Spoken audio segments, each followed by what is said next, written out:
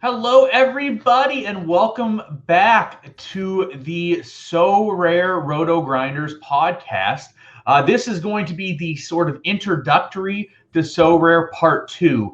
If you did not watch the first part, make sure you go back and check out my conversation I had with Andy Black that sort of explains the ins and outs of what Sorare is. So I won't bore anyone that has came back for the second version of this. And we'll just jump right into it. So today I have one of the most special guests, I would say, in the entire Sorare community, and that is Maxime Hagenbauer. And we're bringing some international flair. He gave me the French pronunciation of his last name. I decided not to go with that option. But Maxime, how are you doing today? I'm fine, thanks. Yeah, you did pretty well. All right, that works. It's difficult sometimes with some French names to Yeah, fully pronounce things correctly. but no worries. Even French people don't manage to pronounce it anyway, so you're fine. No worries. There we go. So yeah, to just start off here, we actually will talk a bit about, as you can see on the screen today, different from the other day when we were talking about the different scarcity levels with the rare, super rares, and uniques. We had, I would say, arguably one of, if not the biggest announcements in the last 6 months to a year on So Rare. Would you say that any announcement has really topped this one, Max? No, I guess in the history of Sora, it's the biggest announcement. It's the one that we have been waiting for so long. Yeah, and so for you guys that aren't there, we have added a new scarcity level. As you can see here with these cards, with this Everson card, it is called the limited edition, and they are a run of 1 to 1,000 cards compared to the 100, the 10, and the 1 versions of different cards. The idea with the new scarcity that they brought in is to bring the price point down for people to come in and use a lower introductory price point for people to come in and play and get used to playing So Rare, while also remaining the ability to step up and play with rares, super rares, and uniques. We're hoping that the price point on these cards will be more appealing to people that are just coming on. And if you guys use the code in the description that we have provided below, you will be able to receive a free limited card once you purchase 5 cards in the auction house. So that's a good way to go in. So what is your take in general on the new scarcity level, and what do you think about things within the new scarcity? First, I think the cards are looking very good and even better than real cards. So I'm a bit jealous, but I guess we have seen only first edition auctions until now, so it's pretty complicated to say if the prices are really going down with this new scarcity. But I guess anyway, they have a dedicated division in the game, so a dedicated space where you can play your limited cards and earn some more limited cards. So that's very interesting for people that do not own rare cards or super rare or unique. And I guess in the beginning, obviously prices are going to go down, and introduce the great Sorare game, to new people and people that don't want to spend $500 or more to actually build a team. And I guess that's a pretty cool thing to have. And until now, we had like 25,000 people that were owning cards, so blockchain cards or rare, super rare, or unique cards. And I guess we will see an increase in the user base pretty soon, and that's exciting. Yeah, nothing is more exciting to me, and I know it's exciting for you, for the platform to grow. And when we see new people come on the platform, nothing really tops that. And this is realistically what this new scarcity level is meant to be.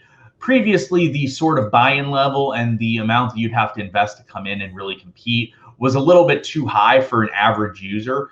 And I think that this new scarcity level really has the ability to give people the ability to come in at a smaller price point. And as Maxime talked about, we're looking at a new scarcity level and a new division.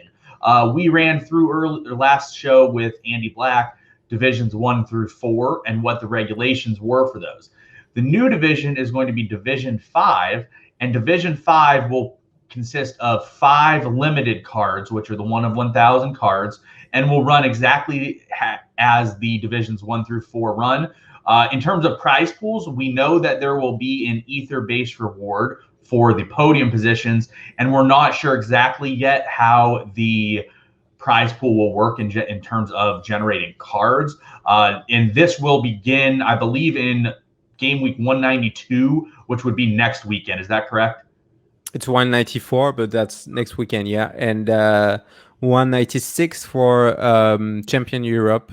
So I guess regional divisions will open shortly after. But yeah, but I guess since they are limited, so there are definitely a lot more cards per player. We will have a lot of ranks being, I guess, rewarded with limited cards.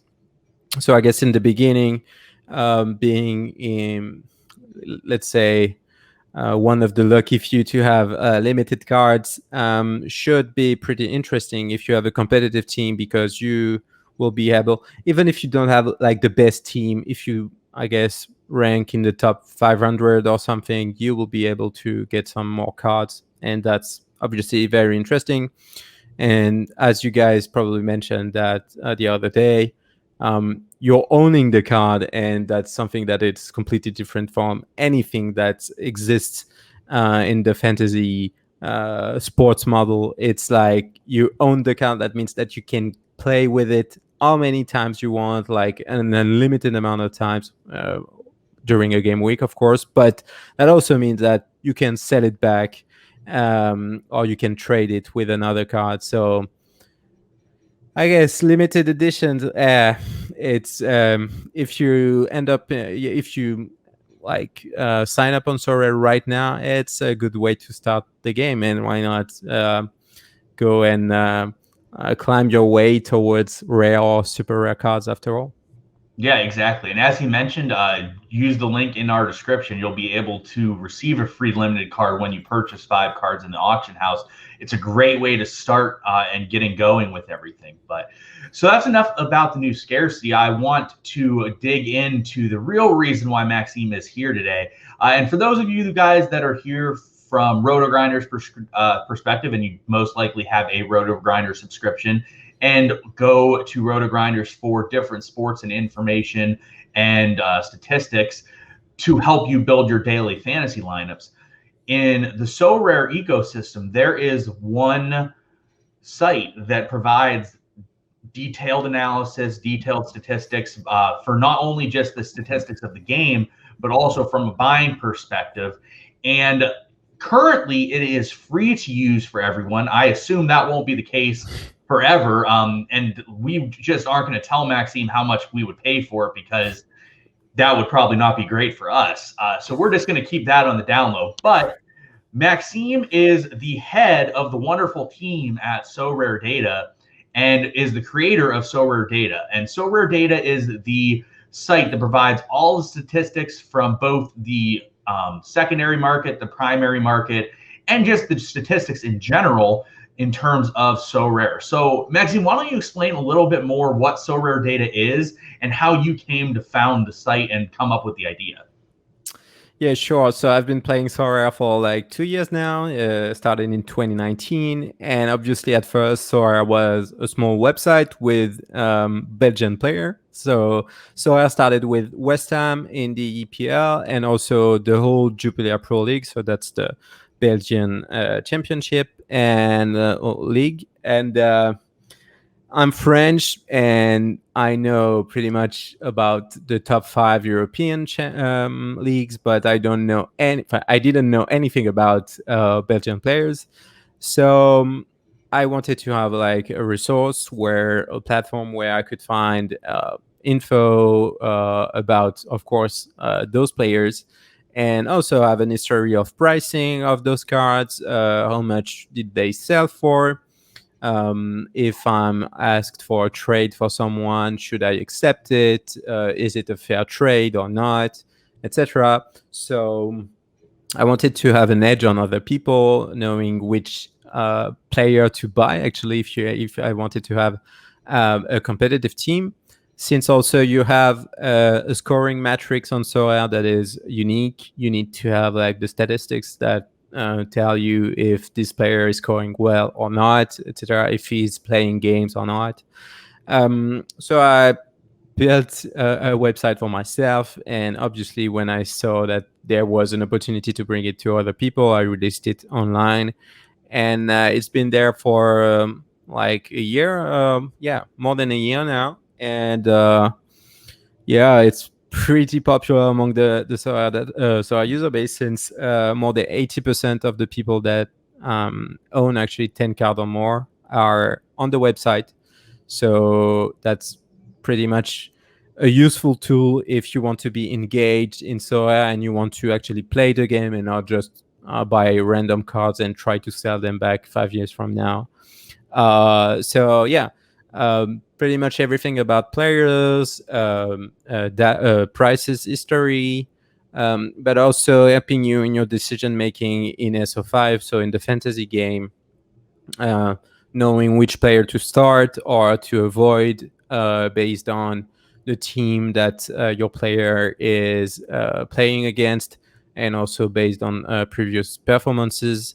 Yeah, I said it's pretty much a gold mine, and you go with your pickaxe and just try to find the info that you want.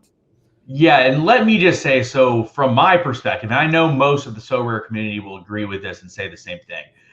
I don't think you can realistically be on the Sorare platform and not use Sorare data. And it's not because you just need to use it, it's because it is so well done and everything that you need is on Sorare data. So it's basically a one-stop shop for anything you need or want to utilize from a strategy standpoint of researching, from a standpoint of setting lineups, from a researching of player statistics standpoint. Everything on Sorare data is done so well that like I probably spend, and I mean, I know you've actually seen the average use time that players, the customers are on here.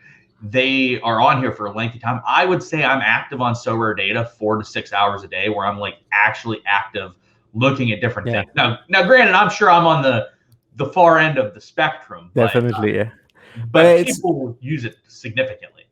it's like for a session, so it's around 13 minutes, and it's 4 to 5 times more than any regular website. So I guess that's good. But yeah, since Sorare is not providing data on market, at least they don't want to be providing too much information that would guide people towards buying a card or another, because they are selling cards and they are dealing with clubs, and you don't want to be like, I don't know, Chicago, and see that some other team in the MLS is getting promoted by Sorare while you're not. So that's my job, to actually show to the users the actual prices that the card they are trying to get was sold before.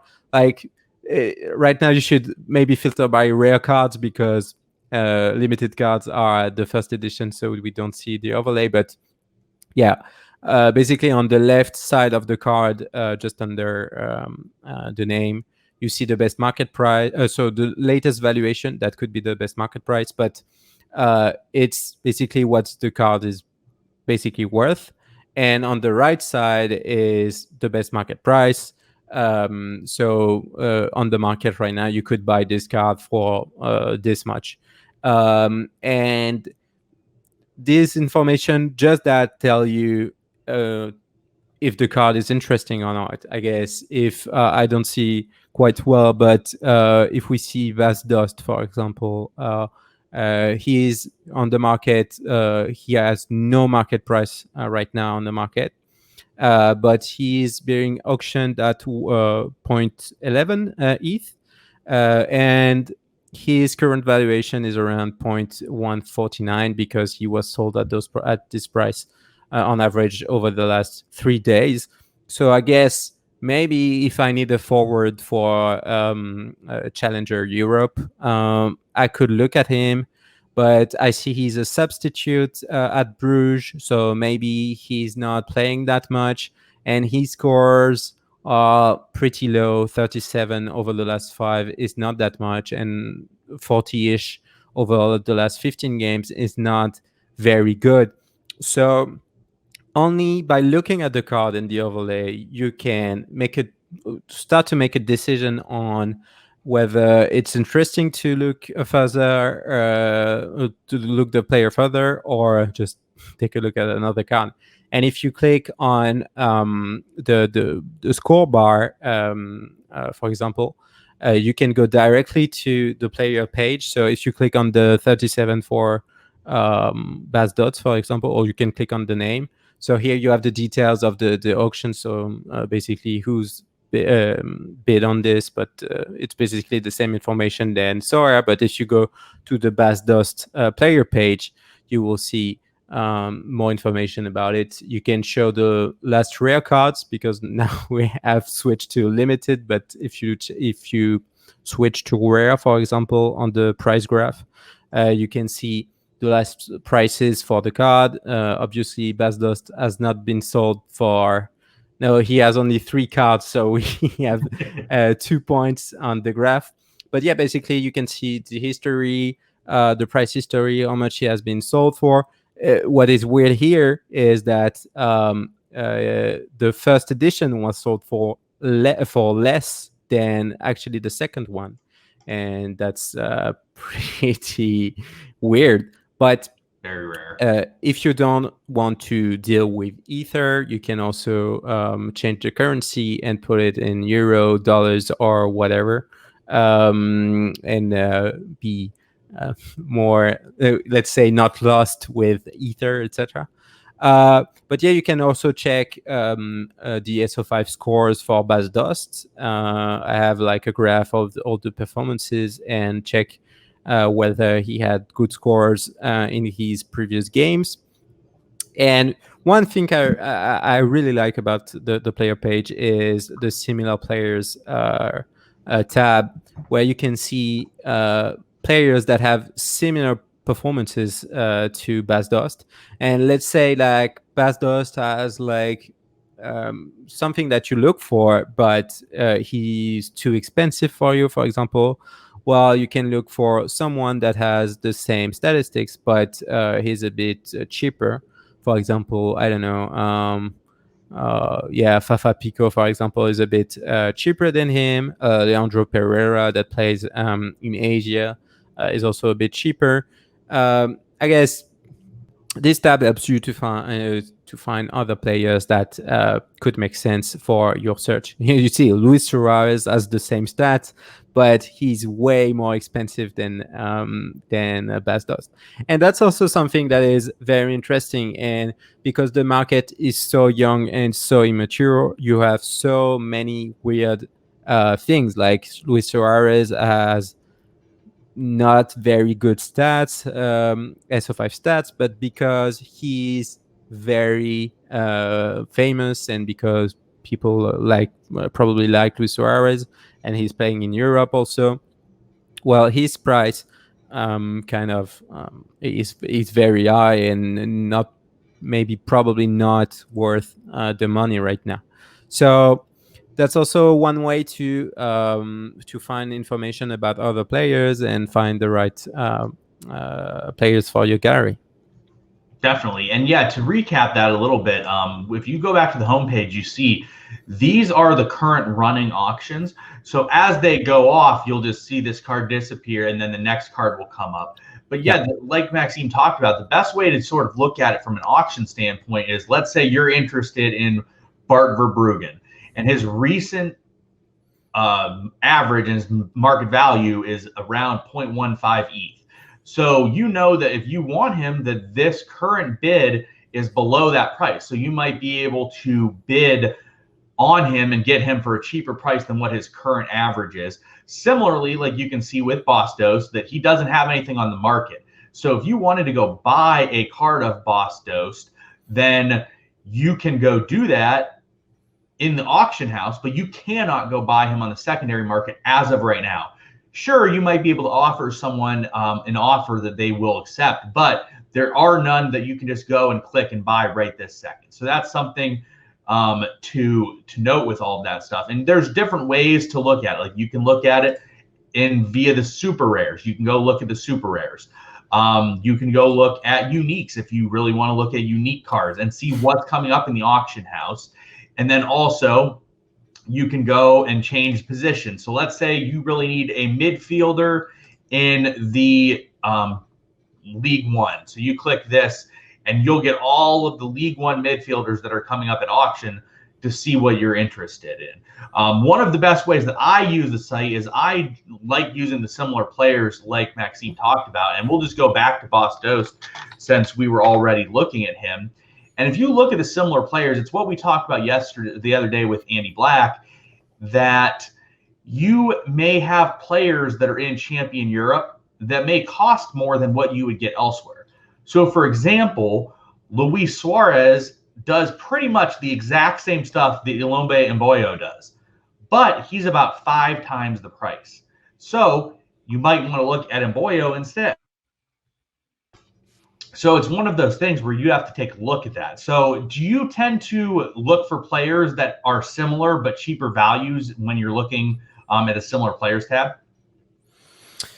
Yeah, but also it gives me like better understanding of how good the player is, because scoring like 48 over 15 games is sometimes a bit confusing and you don't really know who's doing the same thing basically. So it kind of helps you for unknown players like Basdost. I guess not a lot of people know Basdost except if you are following GPL, but that gets you a good understanding of how good the player is and would it be interesting to actually buy him. But yeah, and also what is interesting in this tab is you can filter by leagues. And for example, you're looking for the Kylian Mbappe in Champion Asia, for example, or whatever.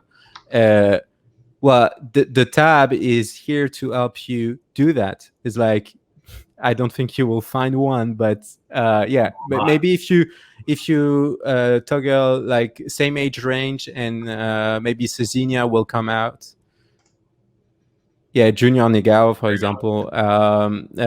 That's also one way to use it. Is like, I know this player, I know he's playing really well. I want to find the Mbappe in Asia, America, or whatever, and I use that. You can also find the defender that is scoring as much as Mbappe, etc. But as you see, Mbappe's valuation right now is based on his monthly valuation, which is pretty much 12 ETH.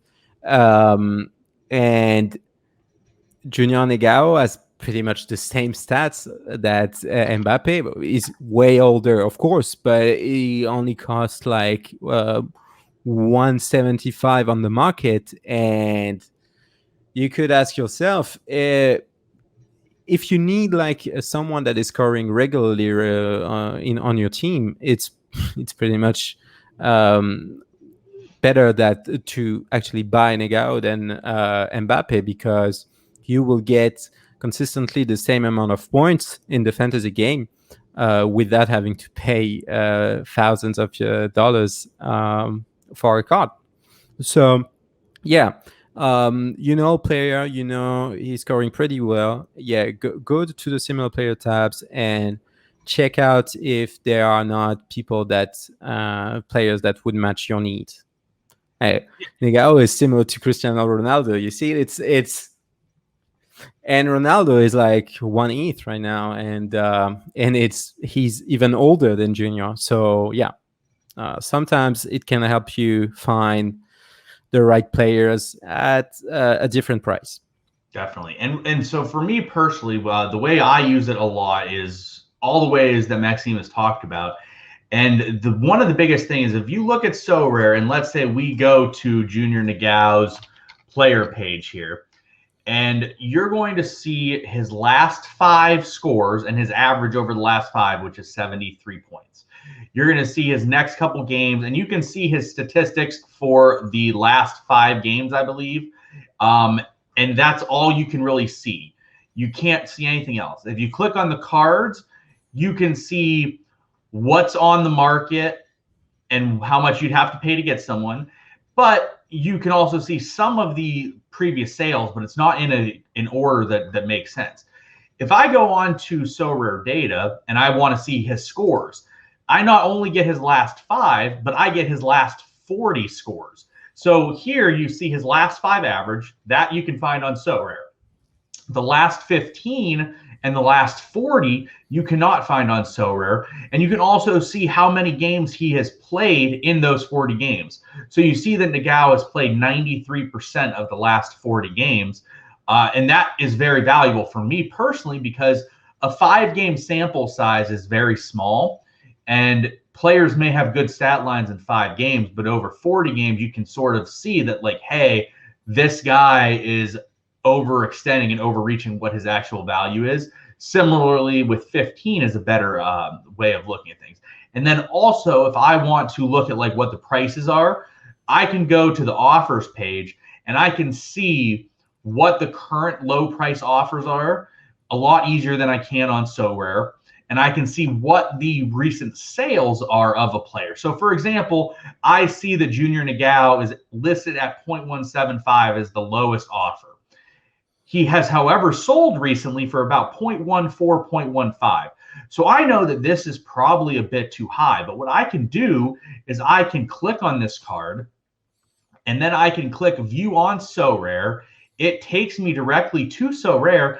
And if I really want this card, I can make an offer to this player for this card and try to get this card for a cheaper price. So instead of paying 0.175 ETH, I might be able to pay less and get a better deal on the player. And for those wondering, your account, you can directly link your account to your Sorare gallery. So by doing that, Sorare data pulls in all of your cards and shows you all of your cards. To look at that, you can click on your name up in the upper right-hand corner and click on My Gallery, and you will get a list of all of your players. And you can sort this via which league you want, which position, which scarcity. And you can see also, if you click on roster prices, you can see how much your players are worth. So as you can see here as it loads, I can see how much was paid for the uniques or how much they may be worth. Sometimes unique prices are not going to always be efficient because there's only one card a year that's sold. But yeah, if I scroll down and let's say I want to look at Tony Cruz, for example, I can probably know that his market price is around 1.32 Ether. So if I want to sell him, I might list him at that price. I can also click on him, shows me the history of the card, how it was purchased into my gallery, who else had it. I can look at what rewards a player has earned. And as you can see, a Tony Cruz card has earned people numerous rewards just by being able to run that card. And then I can also click on Tony Cruz's individual player page, and I can go and see his stat lines, his auctions that are coming up, his offers, and offers that have been paid on players. And these are some of the things I use personally to use this. Are these some of the things you use as well to like price your players and look through different options? Yeah, definitely. And yeah, well, basically when I try to find a card, I just we might go to the player finder also later, but I just go to the auction market, try to see if a card at the position I'm looking for is available. Also, I'm using the watch list. I don't know if you're using it on Sorare data, but the watch list is very it's strange that it does that to your screen, but you can do list view, for example. Yeah, it's you only have one in your team, so in your watch list. So the idea with the watch list is that you can have like you can set up notifications for a player. So for example, Romelu Lukaku, you want to be advised when he's sold under a certain price. So you get an email when he's listed at a certain price. You can see his valuation on the market and what's the best price on the market right now. But what is also interesting is that if you have multiple players on your watch list, you can go to the auction market or to the secondary market and just filter by the watch list players that you have, so that you can only get the players that you want and that you need in the view. So pretty much that's also a nice way to follow a player. I know I'm a FC Nantes fan, so in France, and Randall Moini is a great card, and I have him in my watch list. And to add a player on your watch list, you only click on the heart again, right to the player name. But the idea is I can filter by the auction in the auction market. If you go to the auction market, for example, market live auctions, you can click on in your watch list, and you will see only the auctions that apply to your watch list, and that way I can find the right players, at least find the players that I want. And you can go also to the secondary market, which is the market live offers, and you can do pretty much the same thing. You can filter by also filters, but if you click on in your watch list, you will see only Lukaku and hopefully Moani cards if it loads. Yeah, it loads. Only the cards that of players that are in your watch list. So that's pretty cool, and it helps you following the players that you want to buy, and with the notifications being alerted whenever there's a card that matches your needs. Definitely. And like for a lot of people, the watch list is incredibly valuable. For me personally, I'm just so anal in terms of like I am on top of the market.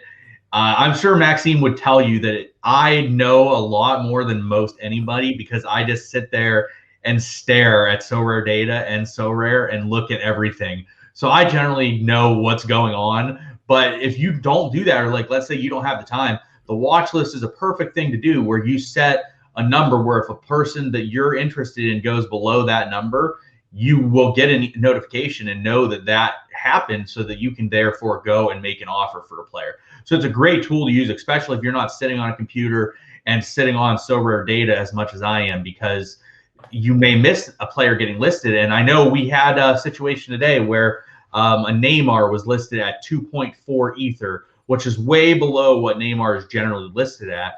And if you really wanted a Neymar at, let's say, under 3 Ether, and you're not sitting on the computer, by having him in your watch list and by having that marked off, you would have got the notification. It might have been the difference between you buying a Neymar or you not buying the Neymar that you've coveted for, let's say, months. So it's a massive tool to be able to use, especially if you're someone that isn't sitting on their computer all day, that wants to sort of monitor things. So we'll run through some of the tabs here of what you can do and what you can find on Sorare data. So we'll just start here in the upper right-hand corner. We'll try to keep this somewhat short in some things because otherwise we could be on here for 8 hours, and I don't think either of us have time to be on here for 8 hours today. So we'll go through some of the tabs. So as we just talked about, the My Gallery tab, you can go to your gallery. You can look at the different prices, your players. You can check your statistics from how you do in the tournaments on a week-to-week basis, and see what rewards you've won. As you can see, I win a lot of 35-plus-year-old super rare goalies as the great rewards. Not bitter about that or anything, but been receiving a lot of those. So that's what a lot of things you can do within the My Gallery. My watch list we just talked about.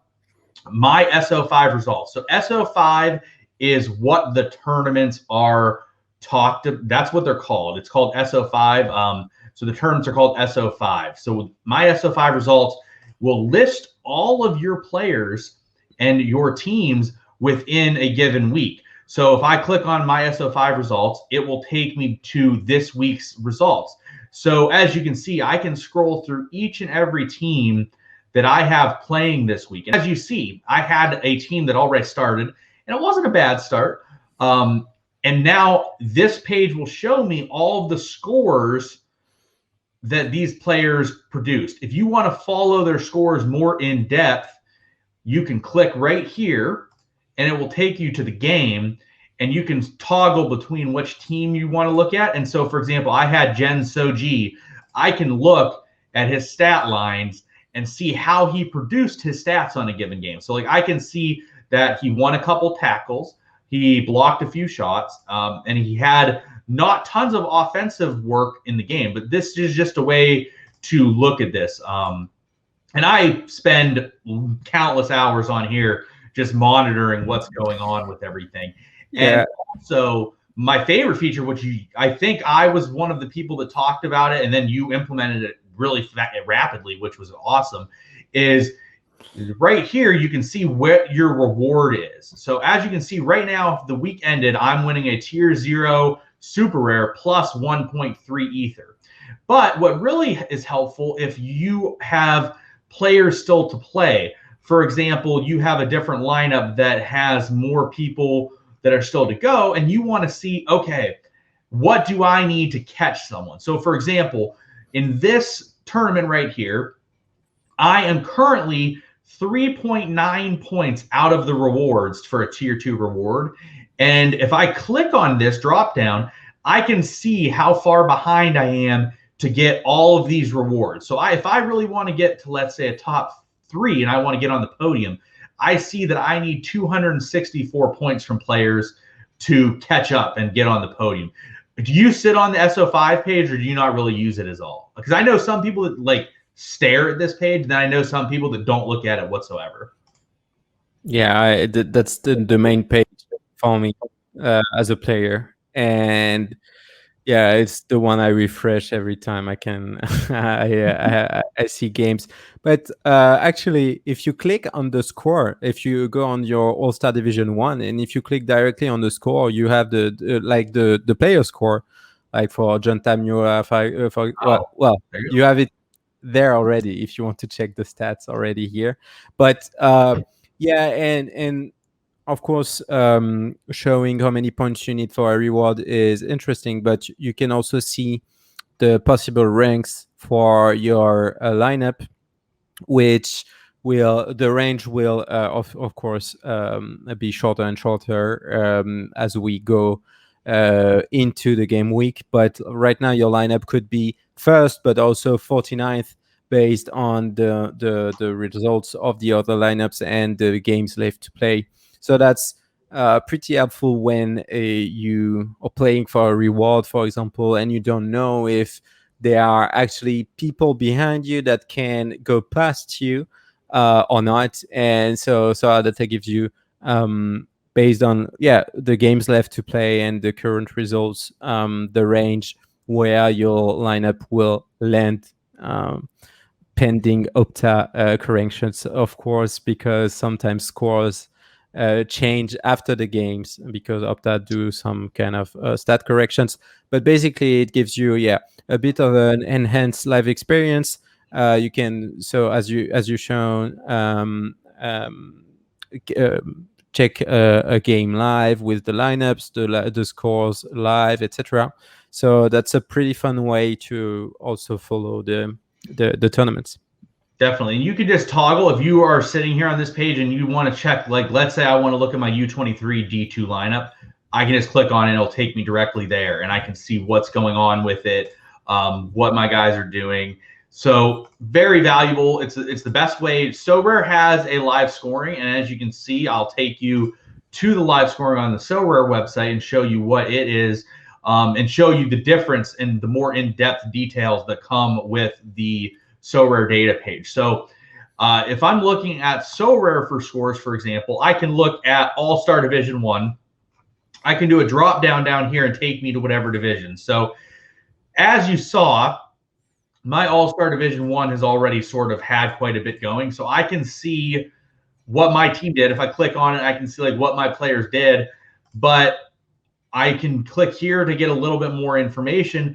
But it's more difficult, and I don't see anything else of like how much people are ahead of me, how far away I am to podium. And then also, like, as you see here, I can only look at one option at a time. So I only can see the Global All-Star Division 1. If I want to go to another option, I'll have to be like, all right, I need to look at Champion Europe Division 2.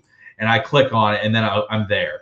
Whereas on Sorare data, I can look at everything on one page and don't have to be making those moves. So me personally, I'm on here very frequently. I refresh it quite a bit. And I'm sure most of you will as well when you're on here. The next thing I'll talk about is the lineup builder. So Sorare, building lineups on Sorare can be a bit of a cumbersome process. I think it's something they are working on in the future. But if you use Sorare data, they pull in all of your players for a given game week, and you can build all of your lineups on here. So, for example, if I wanted to build my All-Star Division 4 lineup, I could click through every single position and set my lineup as such. And when I use these players, when I then go to the next, division, these players will be removed and I won't be able to pick them again, which is helpful in the fact that you can see like who you have left, who you still have available. And I use this every week to set my lineups on a given week. I think you do as well, don't you, HG? Yeah, and you have too many players, and that takes ages to load. Yeah. I guess what the important thing here is the, of course, last 5 and last 15 averages. If you go into details, on a player, you can see the game, at what time it's played, and also a graph of the past performances. But what's interesting is the op metric, and op means opponent, and it's basically for Nani. He's playing against Nashville next time, and so what the op metric means that the last 10 over the last 10 games, the starting forwards that played against Nashville scored in average 43 points, if I can read that correctly. Yep. And that means that Nashville is pretty good against forwards. And so if you, of course, sort by descending or ascending, you can check if someone in your team has actually a better matchup than Nani. Nani scores very well, but maybe in this matchup he will struggle. So maybe finding another player that scores pretty well but have a better matchup, that has a better matchup, would be more interesting. Definitely. And this is how I use it every single week. I go through, I can sort of see what my players are doing in the last 15. If I want to find more details out about someone. So, for example, if I want to look at Javier Hernandez, I can click on his name and it'll take me to his player page. So I see his last 5 is a 0. I can click on his scores. And as you see, he's a great scorer, but he currently is not playing. So I can see that he is DNP over his last 7 or so games. So that's not someone I want to play. Similarly, Jesus Anguillo, as you see, has a great last 5 and a great last 15. However, if I click on his player name and I click on his scores, I see that the last 3 games he did not play. Now, that can be a number of reasons. For him personally, it's because he was at the Olympics and therefore was not participating in his league games. But someone might be injured, someone might be suspended. That might be the cause for things. But that gives you the ability to go and research that player and see why they would do. And then also from the lineup builder, you can go to my saved lineups, but this isn't as necessary anymore. This used to be, you had 2 different pages for the creating lineups and the saved lineups, whereas now you can see the saved lineups on the lineup builder. If I make a lineup and enter it in and save it, it will show up directly below. Yeah. If you want a single page where you can see all your lineups, you can have the saved lineups page. But yeah, you have all the lineups that you saved under the selection process. Correct. And the way to do it is basically you make your lineups here. You pick whoever you want as your captain. So basically you're setting your line. You're using this as a tool to set your line. So you hit Carlos Gil. You hit save. It will now show under your saved lineups. And then you, at the end, generally what I do is I make all my lineups and then I go over Sorare, open a different browser, and fill in all my lineups based on what I've used on Sorare data. And you can click on the name of the division click on the name of the division, and you can it collapses, so you know that you've picked it and you have put it submitted on Sorare, and that's a nice way also to Yep, and that's build your lineups. So here's a question for you, HG, that I'm curious about. Yeah. Is there any thoughts of being able to directly load your lineups from Sorare data onto Sorare at some point? Yeah, surely at some point. I guess that's the one of the objective of Sorare data is providing every tool that lets you, I guess, either build your lineups or build your team the way you want it, but also do it based on criterias and based on selection criterias that you give to Sorare data, and Sorare data does it for you and just submits the lineups to Sorare at the end. So yeah, at some point you won't have to open a new browser and just copy paste basically your lineups to Sorare. Hopefully it will happen soon. Yeah, that'll be great. So we'll go through a couple of the other tabs so everyone can get a feel for them. So if you click on the Play tab, every week on the weekends, Sorare Data produces a leagues and cups. So what these are, you can use your Sorare cards from Sorare on Sorare Data and play in contests. If you click on the gaming arena, you can go there, and each and every week you have cups, and you have private leagues, and you have leagues. So if you want to set up a private league with friends, you can set up a private league via the private leagues. And what Maxime does is he runs cups that are ran each and every week via Sorare Data. And it's basically a head-to-head knockout tournament where at the end, the person that is remaining will win a star rare card, which can be a massive card in anyone's gallery. And you go through like a head-to-head knockout style tournament. So what you do is, this one is the leagues, and the leagues, you set your lineup and you take 11 players plus 4 subs, and you play a head-to-head for a league match. And then the other option is, this is the cup match. So this is currently we'll look at the Jupiler Cup. So this is the Belgian League Cup. I think we're down to like 64 people. So as you can see, I won a round to get to this round. You don't see it here, but and so this is my current head-to-head match of going into this weekend, where I will be playing John Balek, who the winner of this matchup will then proceed to the next round. And eventually at the end, the winner gets a star rare. I know sometimes you throw additional prizes in as well. So it's a good way for you to get increased utility of your players that you own without spending any more money. And I know a lot of people have a lot of fun within the Sorare Data Cups, the Sorare Data League, and it's a great way to go through stuff. And as you see, like, there's been different rounds. So you see it starts with a lot of people. And so like I won like 4 rounds and then got knocked out a little bit later in this cup, compared to, I know, the RotoWire Cup, for example. I'm still in the RotoWire Cup. So I've won like 6 rounds in the RotoWire Cup, and I'm in the final 16, where hopefully I can pull out a win here against Crouching Tiger. So like you can sit here and you can look at your different matchups and your different players that you have available in this. So what was the idea with bringing on a sort of gaming option within your platform? Well, first I ran like a side game that was the SD Cup, just to see if people were interested in side games.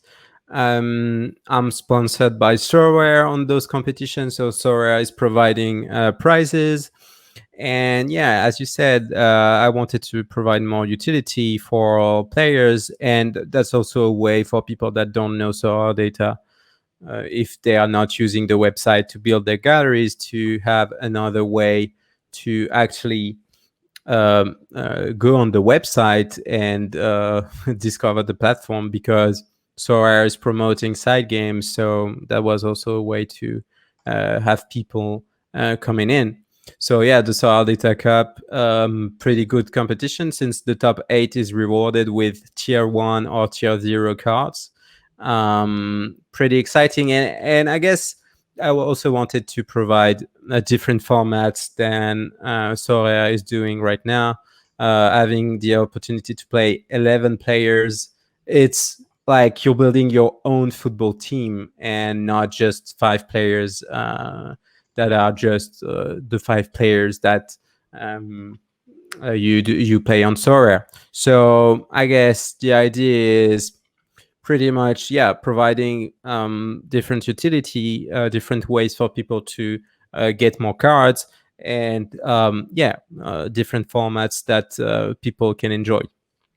Yeah, and the weirdest one for me was the K-League Cup. So most of my Asian players are Japanese players, but somehow I made it through like 3 rounds of the K-League Cup with my team being just terrible, which was pretty impressive for me as we go. But yeah, it's a great way to play. It's a different way to play. It gives you increased utility, which obviously the more utility you get out of cards, the better. So it's a great way to do it. So you got to set your lineups every week.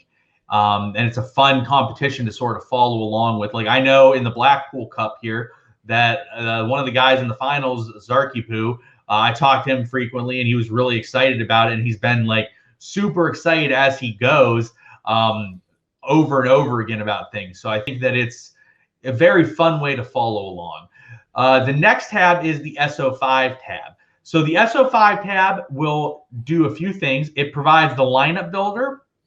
It also has a leaderboard and Hall of Fame, which we won't really go into here. But the 2 things that I think are most interesting here is the Game Week Center and the Rewards tab.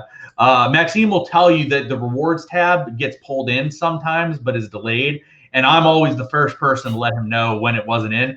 There was actually like 2 weeks ago, it didn't get pulled in for like a day, and he had no idea because I didn't ask him for it. So I'm always checking that out.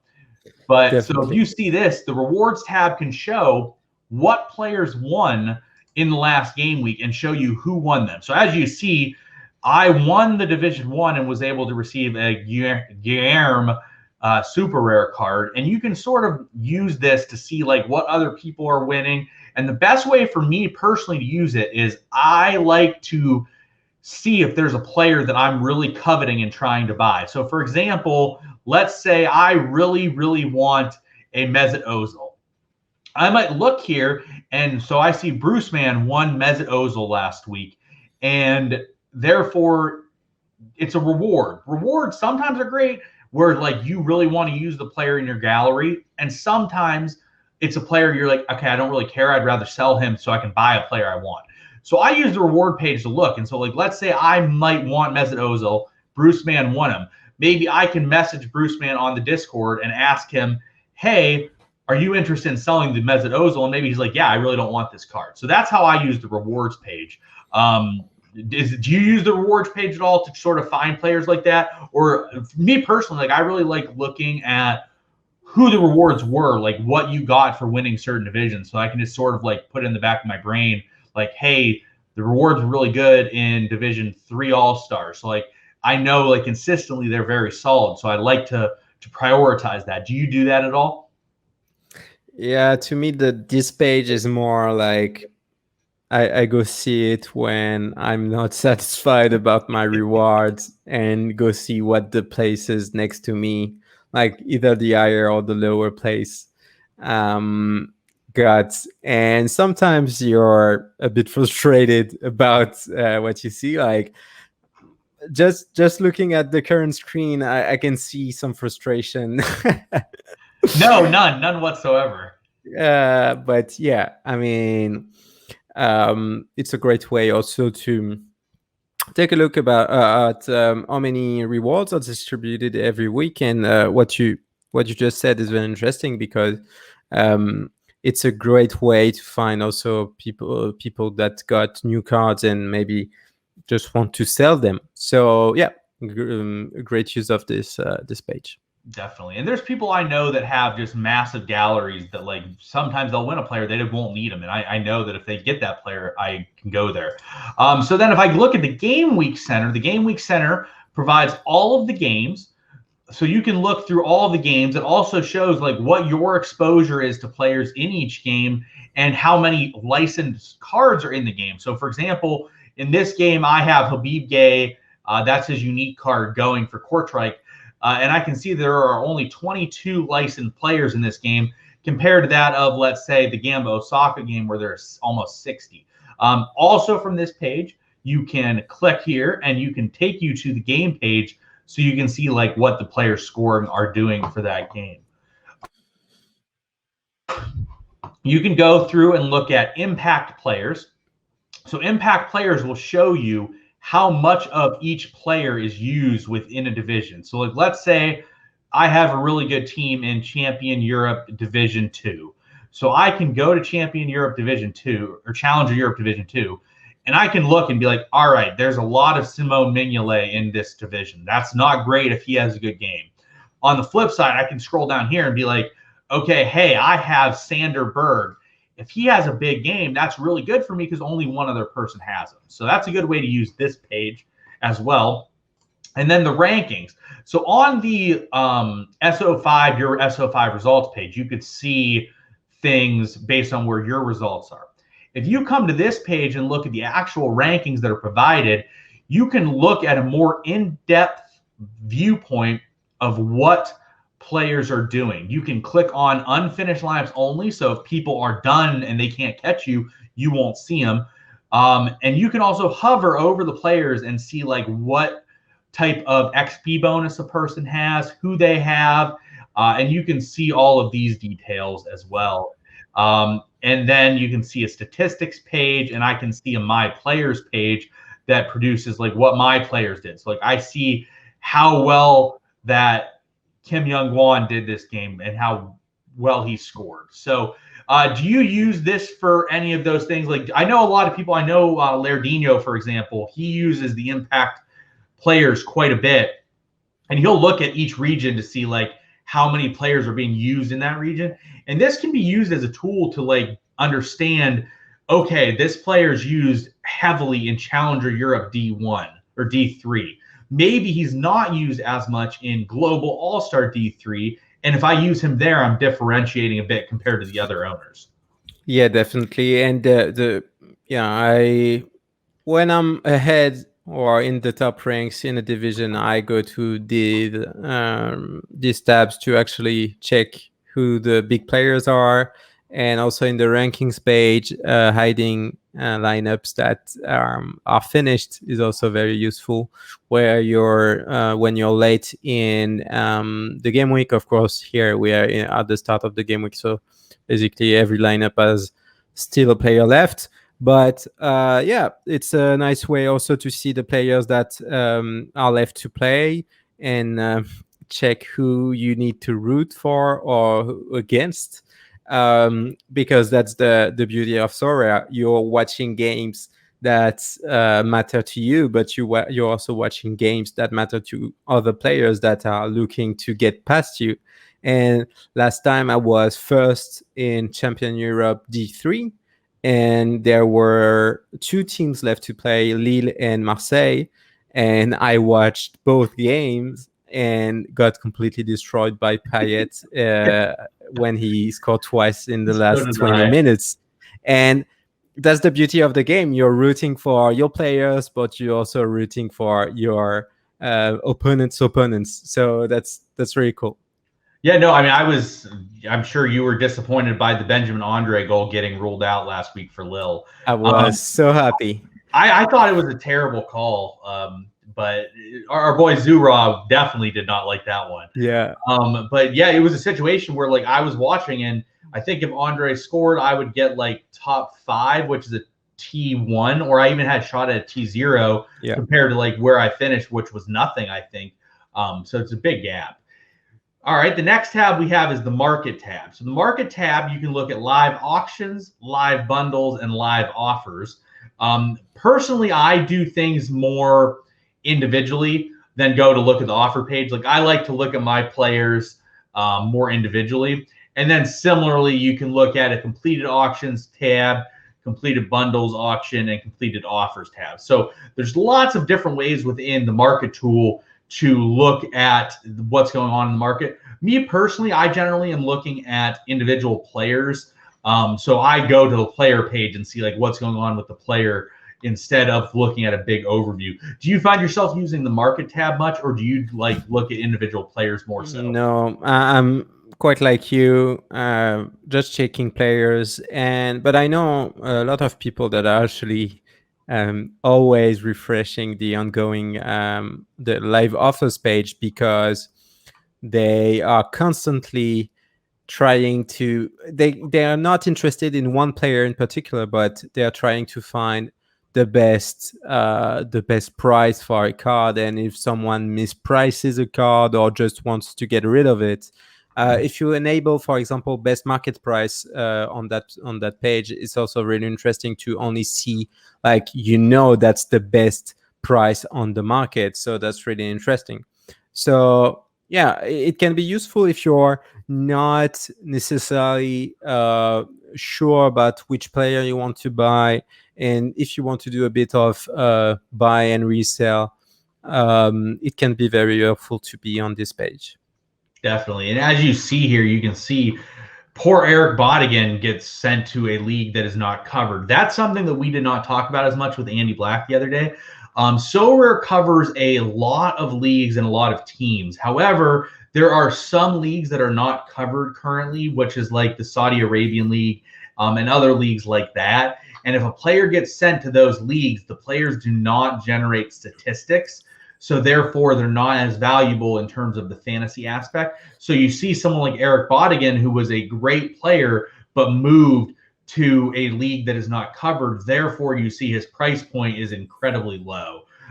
So it's definitely interesting to look at, and very accurate. If you refresh this page, compared to where we just were a little bit ago, you see a whole different list of players on this page that maybe have good values, and you might be able to find someone that comes up that you can really scoop a good value on. So it's definitely something used for sure. The next option is, in my opinion, the most important thing with Sorare data, and we'll wrap up with this, is the scout page. The scout page has the ability to look at player rankings. It has a team rankings, a card finder, a player finder, manager page, and then card supply as well. The most important things for me is player rankings. So this is what we talk about in terms of looking for different options when it comes to research. The player rankings, you can research things in numerous different ways. You can sort by leagues, sort by SO5 leagues, which is the region in which you can play those players. And then you have the different different scores in which players get. So like you can even show a last 40 average. It's always sorted by last 15, and you can see like what players are scoring over their last 15 games, or their last 5 games, or last 40.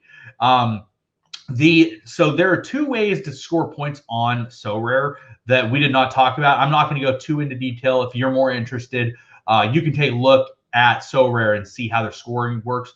But the matrix is very heavily different. So the decisive score is the DS, and that's decisive score. Those include your goals, assists, shutouts for goalies, and just playing. Like you get points for starting the game or coming on as a sub. That is what decisive score is.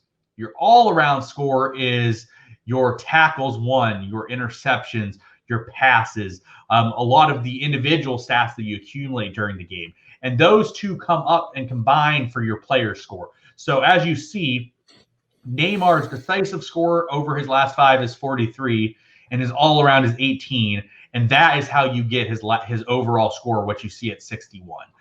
So that is how players get their stats. But I use this page all the time to sort of see like what players are doing. Like you can talk about, we talked about it already, of like different players that cost different amounts of money.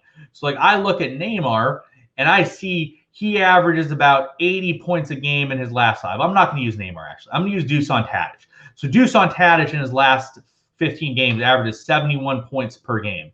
He costs 1.4 Ether. If I want, I can look a little bit lower maybe, and I see Faze Salamani. He also is in Challenger Europe, so they can play in the same regions. He averages just a slight bit less per game than that of Dusan Tadic, and I can get him for about 10 to 15% the price of what Doosan Tadge is, or 20% the price of what Tadge is. So it's a great way to find values of players that score well. And then you also see players that are bold. Memphis Depay, Carlos Gil. The bolded players are players that you own, so it indicates who you own within your gallery. So do you use this page, I assume, a lot to like find different values on different players? No, actually, no, because I'm not building my gallery anymore. I'm just trying to find particular players that match my needs. But I guess player rankings is one of the most used page on the website. And I guess the example that you used is perfect to show how the market is immature, and Soleimani is producing a lot of points and is basically doing as good as Tadic, and he's so less expensive than Tadic. It's sometimes very surprising to see that that many inaccuracies in the market, but that's as you said, that's a great way to actually check those prices. And if you go 2 or 3 ranks maybe below, you can find great options that are way more affordable. Correct. And you see, like, if you look at the bolded players, a lot of the bolded guys I have are significantly cheaper than some of these other guys that are out there, because I have gone and bought guys that score really well that maybe aren't as expensive. Like, you see all these guys that I have. Like, I have a Nani card compared to that of a Gotza card, and I'm paying 30% the price. So definitely something I use quite a bit, especially like what you said, I think is accurate. I use this a lot at the beginning. I use this loads when I was building my gallery. Now that my gallery is kind of established, I'm more looking individually at players, and I'm not using this as much. But it still can be a great tool. Like, if you click on this right here, the players in the game week, you can see players that are eligible for the upcoming game week.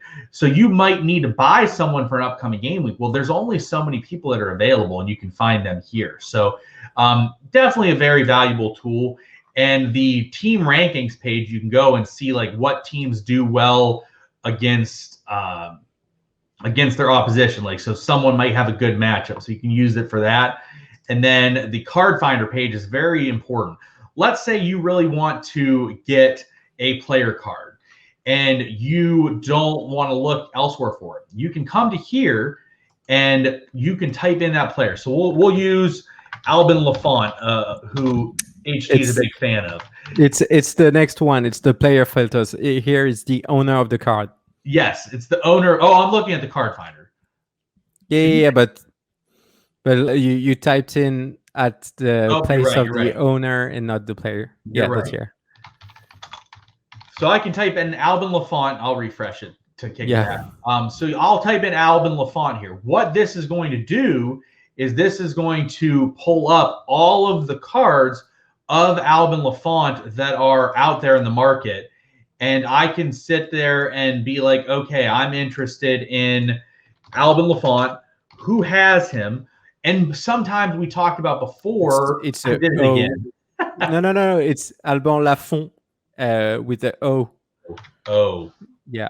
My bad. So you do have to spell it correctly on this page. So what you'll see is his cards will all show up here down in the bottom once it loads. And I can see who owns the Lafont. And it goes back to what we talked about the other day with Andy Black. You can find players that maybe you've worked with in the past, people that are on the platform that you've worked with in the past that you have experience with, that they trade well and you have the ability to trade with them. Looks like it's not loading really well right now. You crashed the whole site with your everything. Let's try it again, and I'll just sort it via I'm going to sort it via maybe a rare. Yeah, I'm going to do super rare. Oh, it's probably not handling well because of the limited edition right now. There's too many of them. So if I click on super rare right now, it's because of the limited. That's why it didn't work as well. But so if I want a Albin Lafont super rare, I can look through here and be like, okay, these are the people who have bought Lafont. These are the people that own him. This also shows you like what they paid for them, if they want it as a reward. So, or if they traded for him. So I might be able to be like, okay, I've traded with YNWA before. Maybe I will have success trading with him again. Or I've talked to Surface 2 Air Missile before, and sometimes he's a little bit difficult to work with. Sometimes he's not. We like Surface. We're just giving him a little ribbing here. But so it's a situation where you have a list of who owns these guys. Also might be a situation where you find someone that owns multiple of the cards. Sometimes people that have 2 of a card might be more willing to sell it than someone else. So I use the card finder quite frequently, especially when looking for super rares and uniques. I assume you do similar. Yeah, if you go to order results, at the end, order results, you can order by the owner name, for example. If you click, owner name, and that way it groups cards if they are owned by the same person. So what I bought Hakimi that transferred from Inter to PSG during the summer, and I tried to find with the card finder one person that was actually owning the card twice, a rare card twice, and found the right person and sent him an offer, and that's it. Yep. It's a great way to do it. And as you see, here is the card Maxime bought, the Hakimi, which it looks like you paid 1 ether for. Yeah. Which is a pretty fair price for what he's going with. That's pretty much what he's going for right now. Yeah. So the card finder is a great tool. I use it all the time. Player finder, you can find a lot of different stats here. As you see, there's a lot of different tabs. We won't go through all of them. Again, we could take all day going through this stuff. And then managers, you can look for different managers. And so like, let's say I want to see, let's say I'm talking to Maxime right now, and we're like, okay, let's talk about a trade. I can go to him. It takes me to his gallery. I can see all of the players he has. I can see the roster prices that he has. And as you can see, he has a lot of marquee players. He has Kylian Mbappe. He has Neymar. He has a Kevin De Bruyne card. He has a lot of these high-end guys that are great players. I can also look at his stats. So I can be like, okay, he's really good when it comes to SO5. Do you use this at all for that purpose? Yeah, definitely. No, but I'm jealous of your SO5 stats, and you're way better than me now. But when I want to look at the manager, I go to the manager page and try to type the name and try to find the right deal for the person. Exactly, and it's a great way to look through things, and you can see like everyone's SO5 stats for me are always very interesting to look at. And then you can look at the manager stats. It'll show how many cards they own and everything else. So is there anything else that I sort of missed while going over the site that you think we should bring up to let people know about? No, I guess you did a great work, a great job at showing everything. Not everything, but if I have one thing to say, maybe we didn't go into the details for the player finder, but I guess that's one of the tools that is really interesting if you want to find someone that matches a lot of details. For example, you need someone that has an average between X and Y, and you want someone that is between on the market price between X and Y also. It's really the place where you can find the right player for your needs. And when you're building your gallery or your collection, that's a great place to start with the player rankings, of course.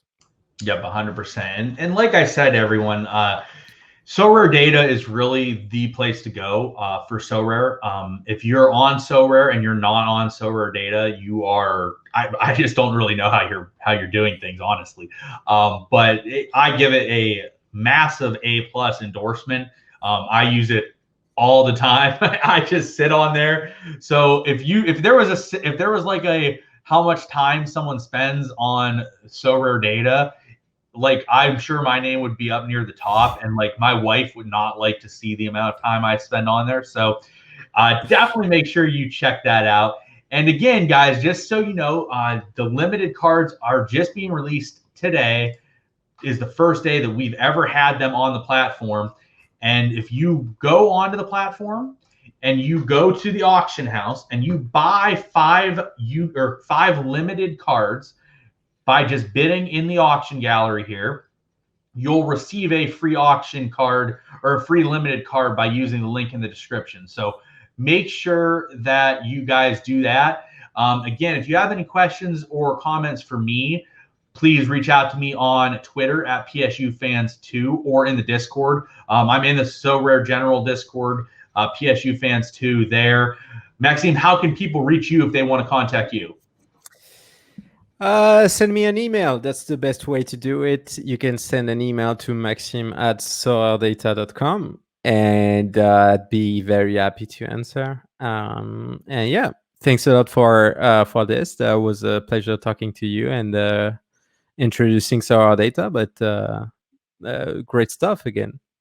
Yeah, no, definitely. And everyone, make sure you get on Sorare Data before he starts charging like $500 an hour to use it, because it should happen at some point. Hopefully it doesn't, but it's just that worthwhile for everyone. So that will wrap it up for us today. This will probably conclude the introductory portion of the series that we're doing here at RotoGrinders. Starting next week, I plan to have a little bit more strategy talk, where we can talk more about the fantasy aspect of the game and the buying aspect of the game. So make sure you be on the lookout for that. So that'll wrap it up for us. For Maxime, I'm Sean. I hope everyone has a great day and hope to see you in the Sorare streets soon. Good luck, everybody.